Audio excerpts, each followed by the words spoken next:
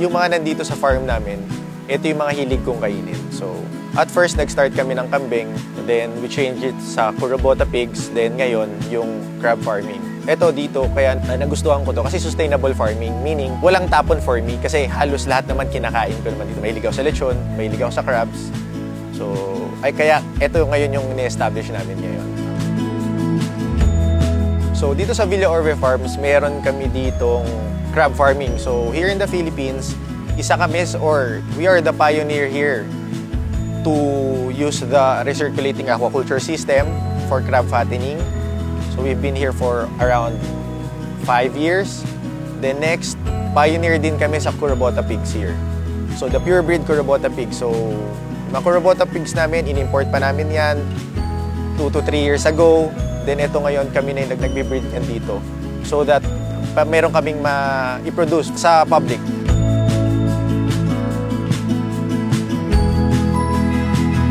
Mostly weekends May mga tao na from different places na bumibisita dito, gusto makita yung farm, gusto ma-experience yung Kurobota pig or yung lechon namin, Kurobota lechon, and yung live crabs namin kasi dito sa south, kami lang yung merong king crabs dito.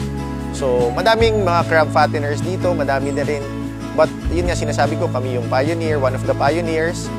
Then of course, yung mga crabs namin dito is yung mga king crabs talaga. Mostly, kung meron kaming 300 plus na boxes, around 80% yung king crabs namin dito. Yun yung kinikater talaga namin.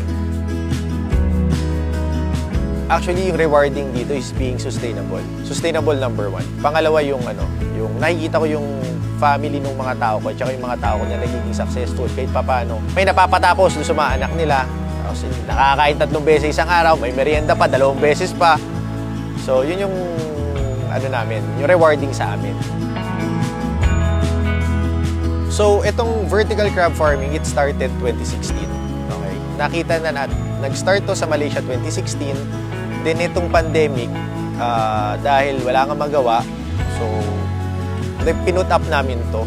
Pero, without formal training, nung mga panahon na yon, we decided nga, me and my cousin, pumunta kami sa Malaysia. Nag-training kami doon for 7 days para dito sa vertical crab farming at dalhin yung system dito sa Philippines. So now, I think that was during pandemic time nga yun. Ayun nga, nag-start kami DIY several years after. Nakita namin yung potential nitong crab farming na to, kaya kami nagdire-diretso. Yung Kurobota pig, yan yung tinatawag natin na Wagyu of pork. Kumbaga sa baka, di meron tayong Wagyu. Itong Kurobota, this is considered Wagyu of pork.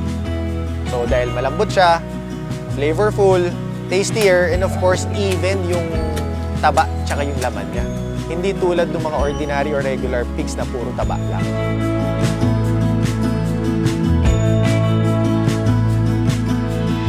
Wala siyang pinagkaiba doon sa regular pigs natin. Same lang yung pag-aalaga. Of course, we feed them twice a day.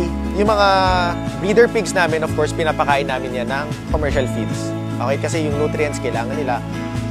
Iba lang yung pinapakain namin pagdating dun sa mga aming mga lechonin or dun sa mga pangkatay namin. Kasi we feed them organic kasi. Mas maganda yung pagpapakain kasi pagka ganon.